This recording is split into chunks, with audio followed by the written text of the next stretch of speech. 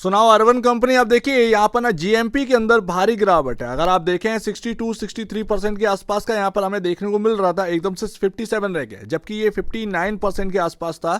यहाँ पर जीएमपी में गिरावट है। अब यहाँ पर क्या हुआ है क्या नहीं हुआ है पता नहीं है, बट एक बात तो क्लियर है, यहाँ पर बम्पर ओपनिंग यहाँ पर होने वाली है। Hi, this is Dev and watch it traders diary. अब देखिए अगर इसी यहाँ पर ना प्रीमियम पर लिस्ट हो जाता है तो विन विन सिचुएशन है। जिसको आईपीओ नहीं मिला उसको भी यहाँ पर ना खरीदने का मौका मिलेगा। और मैं आपको बता दूं, इस जीएमपी पर लिस्ट होना खराब नहीं, सबको मौका मिलेगा। आपका कमाई भी होगी, जिसे आईपीओ मिल गया होगा उसकी कमाई भी होगी, और जिसको यहाँ पर नहीं मिला होगा वो बाई भी कर लेगा। तो यहाँ पर ना आप इस स्टॉक के ऊपर नेगेटिव मत होइएगा।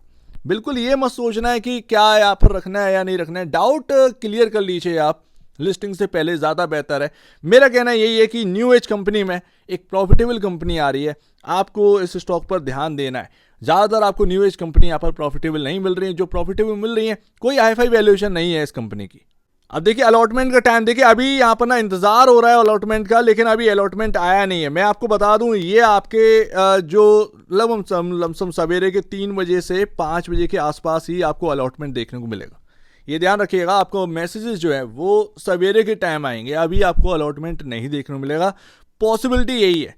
अब मोस्टली यहाँ पर आईपीओज का जो है आपका जो मैसेज है या अलॉटमेंट है वो 3 बजे से 5 बजे के आसपास ही आते हैं। सबसे बड़ी बात तो ये है कि स्टॉक 103 रुपए वाला अगर 166 रुपए लिस्ट होता है और अगर आपको आईपीओ नहीं मिलता तो आपको क्या करना है, क्योंकि बहुत सारे लोगों को आईपीओ नहीं मिलेगा।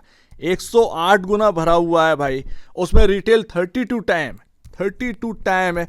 32 में से एक को किसी को मिलेगा, बाकी 31 कहाँ जाएंगे। तो बात इतनी सी है, वो 31 में से 16-17 के आसपास यहाँ पर इंटरेस्टेड होंगे बाई करने के लिए, क्योंकि उनको पता है कि क्या उनसे छूट गया। तो वही बात है यहाँ पर ना, आप देखेंगे कि 14,000 करोड़ के आसपास का मार्केट कैप वाली कंपनी लमसम लिस्ट होगी 22,000 करोड़ के आसपास का मार्केट कैप पर। कोई बहुत बड़ा मार्केट कैप नहीं है न्यू एज कंपनी के हिसाब से। आप देखेंगे जोमेटो कहाँ पर है, उन्हीं की तरह सेम बिजनेस मॉडल ही है। वो भी यहाँ पर ना डिलीवरी करते हैं, ये घर घर जाकर यहाँ पर ना आपका सर्विसिंग का काम करते हैं। सो दैट आप समझ ही रहे हैं कि अर्बन कंपनी एक न्यू एज कंपनी में प्रॉफिटेबल कंपनी है। और अभी जोमेटो में देखिए कितना टाइम लग गया यहाँ पर। अगर यही कंपनी कोई यूएस के अंदर लिस्ट हो रही होती, 70-80-90 हज़ार करोड़ का मार्केट कैप, बहुत छोटा मार्केट कैप है, मैं आपको बता रहा हूँ। 1 लाख करोड़ से ऊपर की भी अगर मार्केट कैप पर लिस्ट हो जाता कोई बड़ी बात नहीं थी।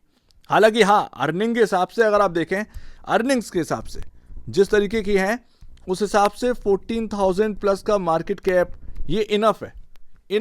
बट न्यू एज कंपनी के हिसाब से सोचिए, जो वैल्यूएबल कंपनियां यहाँ पर ना आपको देखने को मिल रही है। ओला जैसी लॉस मेकिंग कंपनी आपका 30,000 करोड़ के आसपास का मार्केट कैप अभी देखने को मिल रहा था, अभी थोड़ा सा करेक्ट हुआ है। सो दैट उस हिसाब से आप सोचिए, कंपनी वैल्यूएबल है, प्रॉफिटेबल कंपनी है, बेहतरीन बिजनेस मॉडल है, सब कुछ बेहतरीन है। तो इसीलिए मैं यहाँ पर ना ये स्टॉक को इग्नोर करने के लिए नहीं कह रहा हूँ। आपके पास अगर आपको आईपीओ मिल जाता है, होल्ड करना चाहें अपने फाइनेंशियल एडवाइस से पूछ लीजिएगा, अपने डाउट क्लियर कर लेना। होल्ड करने का अगर लग रहा हो तो कर लीजिएगा, ज़्यादा बेहतर।